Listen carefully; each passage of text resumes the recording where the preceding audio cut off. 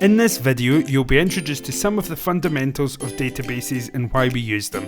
By the end of the video, you'll be able to justify the use of a database to store data in rather than a more traditional method, describe the structure of databases using terms like tables, fields, and records, and explain the purpose of primary keys. Databases are a way to store information, so why do we use them?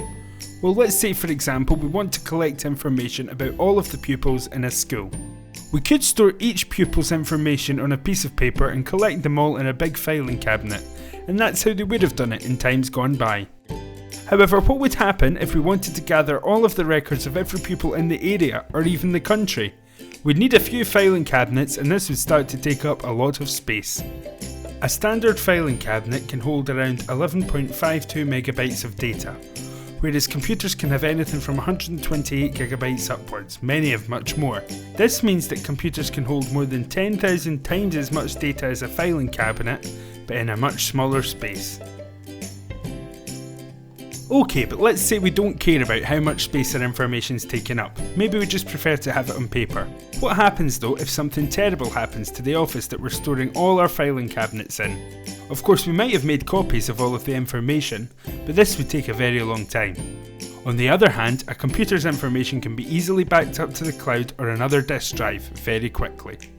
Okay, but let's say we're keeping all our information in a disaster-proof room, and a very big one, so we're not too fussed about backups or space. What happens if somebody gets access to the room somehow? They would then have access to take, modify, or destroy our precious information. With the use of security procedures such as passwords and encryption, we can ensure our data is protected from unauthorized access when we store it on a computer. Right, but what if we store our information in a highly secure, locked down, disaster-proof room with plenty of space? What happens if we want to modify or retrieve a specific pupil's information?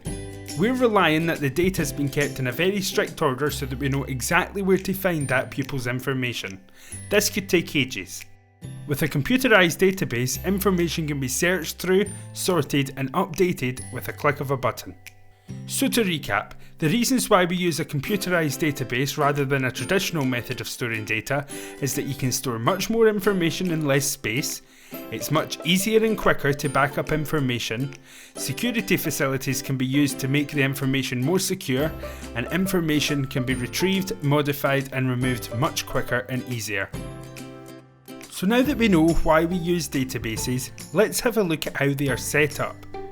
Databases are made up of lots of different tables, however for now, let's look at a database with a single table. This is called a flat file database. A database table collects information on a single subject, in this case school pupils. A table has several fields. These are specific aspects of information that we are going to gather about the subject. In this case, we'll gather pupil IDs, pupil names, dates of birth, and houses. When setting up a database, each field must be given a data type. This is the kind of data that will be stored in the field. Fields can have data types of text, number, date or time, currency, or boolean, which means either true or false. Database tables are then populated with multiple records. A record is a set of information on a specific person or object. Each record has a value for all of the fields in the table. It's also essential that database tables have a primary key. A primary key is a field which uniquely identifies each record in the database. Pupil ID is the appropriate primary key for this table, as no two pupils have the same pupil ID. So, now that we've got an understanding of the fundamentals of databases, we're able to justify the use of a computerized database over traditional methods of storing information. We're also able to describe the structure of a database and explain the purpose of a primary key.